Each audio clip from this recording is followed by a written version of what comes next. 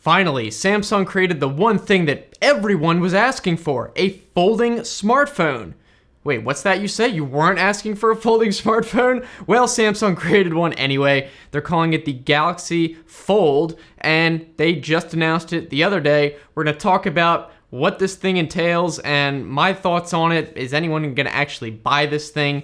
And the future of it. You may have seen that Samsung did tease this phone a few months ago. They didn't really show anything about it other than, yeah, we're working on one. And they did announce it fully with a full-fledged announcement when they were announcing also the S10 phones for this year. And as you could kind of expect, if Samsung is making this thing, this isn't like a hashed together phone. It actually is like a decent, well put together phone. The question is, does anyone actually need this? No one was really asking for it, but we go over the specs first. So there's gonna be like a smaller front screen, and then you can do stuff on that, pretty much anything you would need to, but if you want a bigger screen, you open it up, and then it literally folds out into one big screen. Now the big screen is 7.3 inches. It's like about a 4:3 aspect ratio. They're calling this a Infinity Flex display, and the actual resolution is 1536 by 2152. So reasonable resolution, and the front screen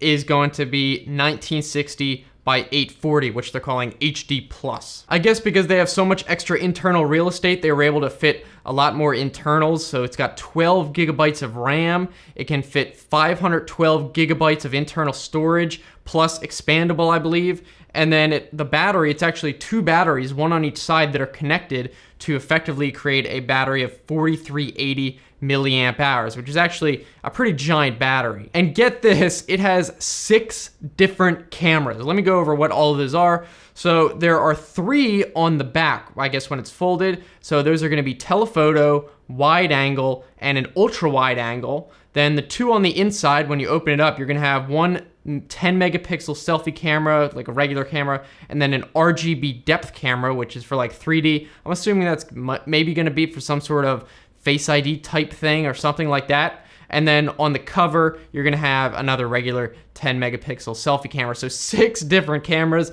a bit ridiculous, but I guess they wanted to put it on the inside. They add a few extras. Obviously, being a folding phone, there's gonna be a few more engineering challenges. Specifically, the moving parts have to be strong enough and resilient enough to not break down over opening and closing this thing lots and lots of times. So they created a pretty complex, apparently, hinge system that is hidden, but it can apparently withstand like 200,000 openings and closings. So it does seem very resilient. You would have to have that. I believe the calculation is that if you open and close it like 100 times a day, it'll last 5 years, which seems pretty reasonable. And then using the phone, in addition to just having more real estate, a big part is this feature called app continuity, which basically just means if you're using an app on the folded screen and you want to open it up bigger, as soon as you open up the phone, it continues into that app and just expands as if you just had it open with the big screen from the beginning. It just continues where it leaves off. And I believe this is thanks to Android adding recently native folding phone support. They actually added that into the code.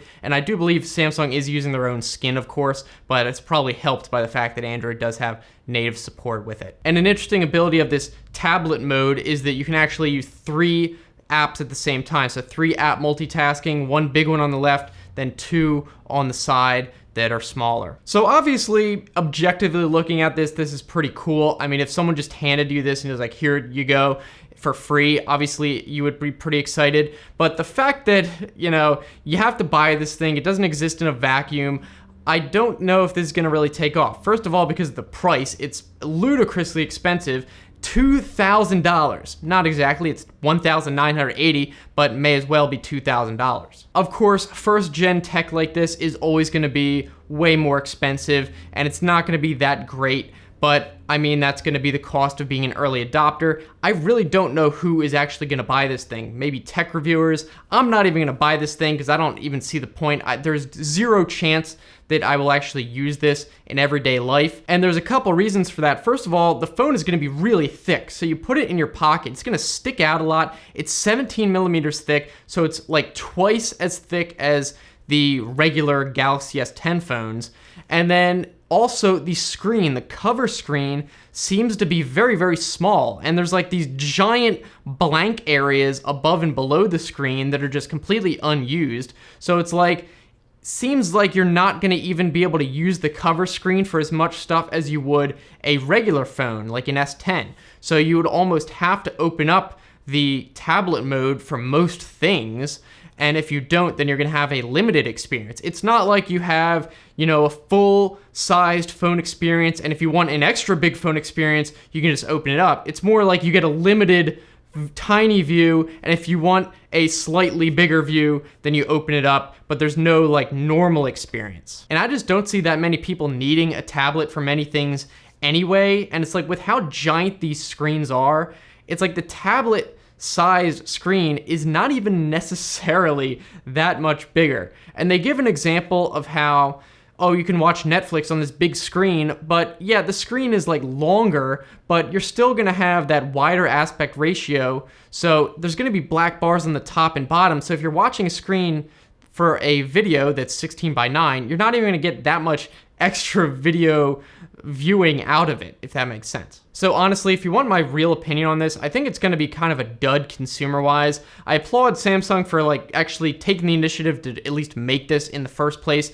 because I'm sure maybe in the future they'll improve it to the point where maybe even folded up it'll be as thin as phones today, but I think that's a long ways off. I don't think anyone actually wants a phone like this. I mean, I don't even see the appeal, even if it was as thin. It's like, why? Just why? You know what I mean? And I do realize a lot of this might be because smartphones are somewhat reaching a plateau, I guess you could say, with features, and it's like, where are you gonna go from here? More cameras on the phone, a bigger phone with a bigger screen. Phones are already pretty huge, so they're trying to innovate. It's a good thing at least, but I don't know if this is the right way to do it. I don't think this is something that anyone even cares about or even might necessarily not want at all, like actively diswant that, and that's in my case. I would, of course, like to know the general opinion, what you guys think, so of course leave comments about that. Is it one of those things where I'm like completely wrong and like everyone thinks this is awesome, if it was just a cheaper price you'd get it, or is it something like even if it was affordable, you'd rather have a regular phone, at least until they kind of